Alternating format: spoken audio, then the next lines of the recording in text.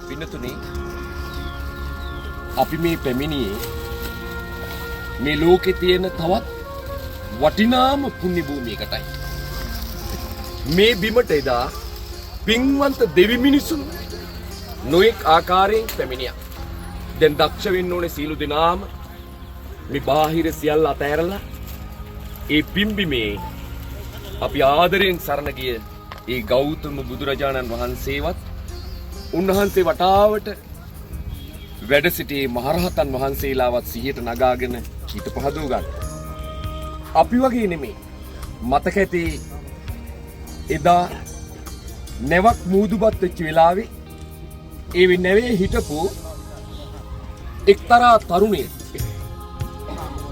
වෙරළට ගොඩ ගැහුවා. හැබැයි හිටියේ සිහිසුන් වෙලා.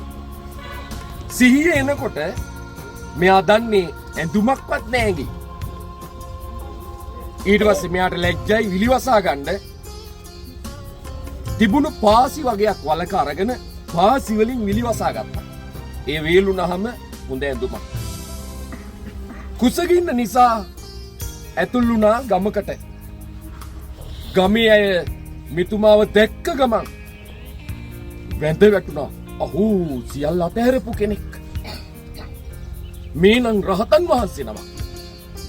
ගම්මු ගෞරව කරන්න පටන් ගත්තා. කුසගින්න විතරයි යමක් බලාපොරොත්තුනේ කුසගින්නට.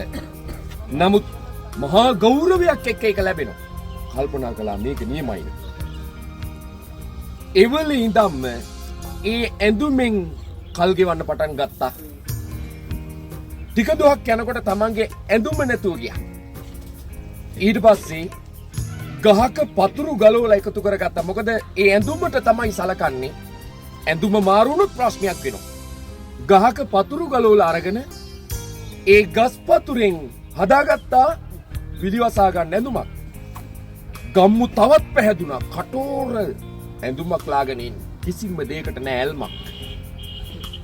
පින්නතුනි පෙර ජීවිතේ කල්යාණ මිත්‍රෙක් වෙච්ච බ්‍රහ්ම රාජයෙක් බැලුවා. එදා ආහාර නිසා ඒ ආහාර Tamanට ලැබෙනකොට ආහාර ප්‍රතික්ෂේප කළේ ධර්ම අවබෝධ කරන්න වීර්ය වඩමින්. අද මේ කෑම ඩිංගිත්තක් වෙනුවෙන් අහෝ මහ විනාශයක් කරගන්න හදන්නේ. ඒ ආයිදිරියේ පහළ වුණා. ඒ බ්‍රහ්ම රාජයා කියා හිටියා ඔබ රහතුත් නෑ. රහත් වෙන මග දන්නෙත් නෑ. මහා විනාශයකුයි ඔය කරගන්න හදන්නේ. ඒ මග කියලා දෙන ඒ උත්තමයන් වහන්සේ අන්න වැඩ ඉන්නවා කිව්වා. සවැත් නුවර ජේතවනාරාමේ මේ පණිවිඩේ යහට ඇහුනේ සුපාරක පටුනේ. වර්තමානයේ බොම්බේ කිලෝමීටර් 2500ක් දුරයි සවැත් නුවරට. ඒ කිලෝමීටර් 2500 සුපාරක පටුනේ ඉඳලා දුවන්න පටන් ගත්තා. කවුරුන් හොයාගන්නද? රහත් වෙන මග කියලා දෙන කෙනා හොයාගෙන. පින්නතුනේ දා රාත්‍රී දෙකක් එක ගමක නතර වුණේ නැහැ. වෙහෙස බැලුවේ නැහැ. එසේ දුවගෙන එනකොට මේ දෙවුරමට ඇතුල් වෙද්දී අහෝ ඒ භාගතුන් වහන්සේ පිණ්ඩපාතේ වැඩලා. ඉවසිල්ලක් නැහැ. වැඩ සිටි සංඝයාගෙන් අහලා හිටියා කොහෙද උත්තමයන් වහන්සේ වැඩි? පින්නතුනේ කියනවා ඉවසලා ඉන්න තව මොහොතකින් උන්වහන්සේ වඩිනවා. නමුත් ඉවසන්න බෑ. දිසාව පෙන්වන්න මං හොයාගන්නම් කිව්වා. යම් දිසාවකටද බුදුරජාණන් වහන්සේ වැඩම කළේ. ඒ දිසාවට ආයිමත් දුවන්න පටන් ගත්තා දෙවුරමින් එළියේ. අර තරු අතර සඳ පායපුවාම යම් සේද තරු පරයලා සඳ බබලන්නේ. මහා සංඝ පිරිස මැද වඩින ඒ මහා කාරුණිකයන් වහන්සේව අර පින්වන්ත කෙනා අඳුනගත්තා සංඝ පිරිස මැද. දුවගෙන ගිහින් භාගතුන් වහන්සේ ඉදිරියේ දන ගහලා වන්දනා කරලා කිව්වා මම බාහිය මට ඉක්මනටම මේ උතුම් ධර්මය කියන්නේ කිව්වා. බුදුරජාණන් වහන්සේ වදාලා මේ ධර්මයේ කියන වෙලාවක් නෙමෙයි පිණ්ඩපාතේ කරන වෙලාව. නමුත් මේ කෙනාගේ පෙරැත්ත මත තුන් වතාවක් ප්‍රතික්ෂේප කරද්දිත් ආයි ධර්මයේ ඉල්ලන නිසා උනන්දු වෙන මේ පින්වන්ත කෙනාගේ ස්වභාවය දන්න නිසා භාගතුන් වහන්සේ ඔන්න කන් දෙක යොමාගෙන අහන්න කිව්වා. දිත්තේ දිත්තමත්තං භවිස්සති දැක්කොත් දැක්කා විතරයි. සුතේ සුතමත්තං භවිස්සති ඇහුනොත් යමක් ඇහුණා විතරයි. මුතේ මුතමත්තං භවිස්සති යමක් ආග්‍රහණය කළොත් රස වින්දොත් පහස ලැබුණොත් දැනුණා විතරයි. අපිට වැටුණාද? පින්නතුනි දා ඒ අවවාදයේ ලද පින්වන්ත මේ අමුතු ඇඳුමක් අත් දරාගෙන හිටපු බාහ්‍ය දාරුචීරිය පළඟක් බැඳගෙන වාඩි වුණා. අනුශාසනා කළ උන්වහන්සේ පිණ්ඩපාතෙක වැඩියා. පිණ්ඩපාත කරගෙන ජේතවනාරාමයට ආවෙන් පස්සේ බුදුරජාණන් වහන්සේ ළඟට වඩින සංඝ පිරිසක් අහලා හිටියා.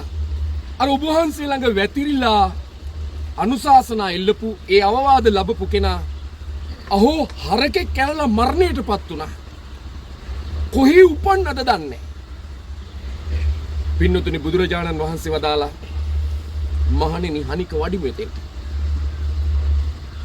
භාග්‍යවතුන් වහන්සේ එතෙන්ට වැඩියෙන් පස්සේ අනුශාසනා කළේ ඉක්මනටම ආදාහනය කරලා ස්තූප තනන්න කිව්වා. මෙසේ කෙනෙක් නෙමෙයි. මේ රහතන් වහන්සේ නමක් වැඩ ඉන්නේ. පින්නතුනි බලන්න ස්ථානයේ ප්‍රශ්නයක් වුණාද? ඇඳුමේ ප්‍රශ්නයක් වුණාද? නෑ. යම් තැනකද සසරේ නතර කළේ කල්යාණ මිත්‍රයන් වහන්සේ මුණ ගැහුණා. සද්ධර්ම ශ්‍රවණය ලැබුණා. එතනින් ආරම්භ කළා. සියලු කෙලෙස් නැසලා ගියන් අතර වේගින්ම ධර්මය අවබෝධ කරපු කෙනා බවට පත් වුණා. ගිහියෙක්ව සිටලා අරහත්ත්වයට පත් වෙච්ච කෙනෙක්. පින්නතුනි එහෙනම් දැනගන්න මේ දෙවුරමට එනකොට ඇඳුමේ ප්‍රශ්නයක් නැහැ. ස්ථානීය ප්‍රශ්නයක් නැහැ. ඒ භාගතුන් වහන්සේ වදාළ ධර්මයමයි අදටත් අහන්න තියෙන්නේ. ඒ නිසා මේ ගමන පුරාවට මේ දෙවුරම ඇතුලේ සිහි නුවණින් යුක්තවයි පය තියන්න තියෙන්නේ. ලාභයක්මයි සිද්ධ වෙන්නේ. එදා ඒ සම්බුදු රජුන් මේ භූමියට වඩිනකොට කහවණු වතරලා මේ භූමිය ගත්තු පින්වන්ත ඒ සිටුතුමා ඒ බුදුරජාණන් වහන්සේ මුණ ගැහෙන්න ආගන්තුකව වඩින මහා සංඝරුවනට නවාතැන් ගැනීමේ පහසුව සඳහා විශාල කුටියක් තනවලා තිබුණා. ඒ ඉදිරියේ තමයි අද අපි මේ සියලු දෙනාම ඉන්නේ. දිනක් ආගන්තුකව වැඩි ඒ මහා සංඝරත්නයේ මේ කුටියේ යම් තැනකද ඒ කුටි තිබුණේ මේ භූමියේ වැඩ ඉන්නකොට ඒ පිරිසට අනුශාසනා කිරීම සඳහා අප සරණ ගිය භාගතුන් වහන්සේ මෙතෙන්ට වැඩම කළා. යම් තැනකද උන්වහන්සේට ආසන පනවලා තිබුණේ එතන වැඩ සිටියා. වැඩ ඉඳමින් උන්වහන්සේ ඒ සංඝ රත්නයෙන් අහලා හිටියා පින්වත් මහණෙනි තථාගතයන් වහන්සේ වඩින්ට පෙර කුමක්ද කරමින් සිටි කතාව. පින්නතුනි උත්තර දුන්නා අපි පෙර ජීවිත ගැන කතා කරමින් හිටියේ. එහෙනම් එසේ මෙසේ පිරිසක් නෙමෙයි පෙර ජීවිත ගැන දන්න පිරිසක් කතා කරමින් හිටියේ කිව්වා. භාගතුන් වහන්සේ අහලා හිටියා පෙර ජීවිත ගැන දැනගන්න මහණෙනි කැමතිද කියලා. පින්නතුනි අන්නේ වෙලාවේ ඒ මහා සංඝ පිරිස භාගතුන් වහන්සේට ආරාධනා කළා ස්වාමීනි සුගතයන් වහන්සේ දේශනා කරනසේක්වා. මෙතනදී තමයි එදා ඒ බුදුරජාණන් වහන්සේ හෙළිදරව් කරන්ට යෙදුනේ කල්ප 100ක් ඇතුළත පහළ වුණු කවුද? විපස්සී බුදුරජාණන් වහන්සේගේ සියලු තොරතුරු ඉඳන් අපි සරණ ගිය ගෞතම බුදුරජාණන් වහන්සේ දක්වා සත් බුදුරජාණන් වහන්සේලා ගැන හෙළිදරව් කරන්ට යෙදුන අසිරිමත් දේශනාවක්. නම මතකද සවනස්? මහා ප්‍රදාන සූත්‍රයේ මෙතනදී තමයි දේශනා කරන්ට යෙදුනේ.